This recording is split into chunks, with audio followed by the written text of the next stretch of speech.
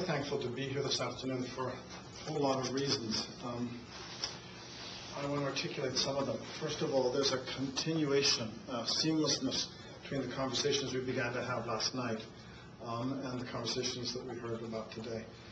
About the intentionality about partnering with people, particularly people in other churches and other Christian traditions, people of faith, people who understand and practice the gospel, and an encouragement of that seamlessness. I just really, really encouraged about that. And the nature also of the kinds of things that you're doing in the community. Because we talked about this last night, we don't do them out of that old contrived sense that if we somehow get the right number of variables, we will contrive and cajole people into the faith. We actually do it as an extension of what we're called to as the people of God. So I just think that is very incredibly heartening, and that is part of also what I heard this afternoon, as much as we heard that tonight.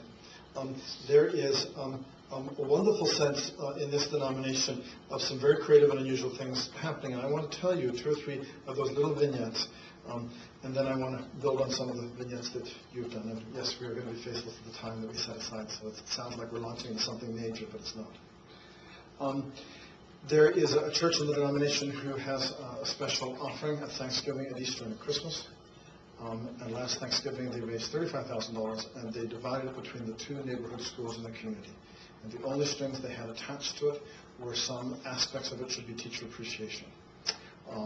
The amount is irrelevant, but it's a lot of money, that's what I say.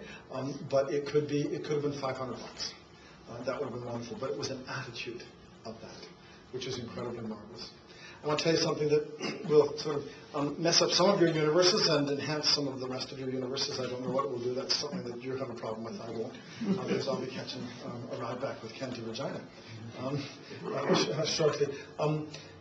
Faye Petticone, who's the chair of the board at Carey Hall, was approached by someone in the summer, broken place, saying that his wife had just died, and that he would like to have the funeral at White Rock Baptist because when she was 17 years old, his wife was baptized in a Baptist church in Baptist tradition, and how important that was to her. It was fascinating because they said immediate response to that individual, yes, please come, welcome, and then he told her that he was a Hell's Angel, and that he would bring his friends.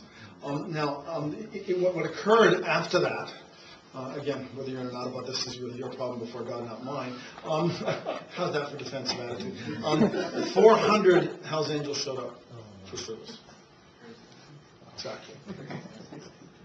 There's just no other place where that kind of gathering bows heart or knee or mind before the Father. And that took incredible courage on the clergy's part of that church, Heather's part of that church. Some people, out of fear and out of principle, and both are fair, wouldn't usher, but that church hosted that gathering.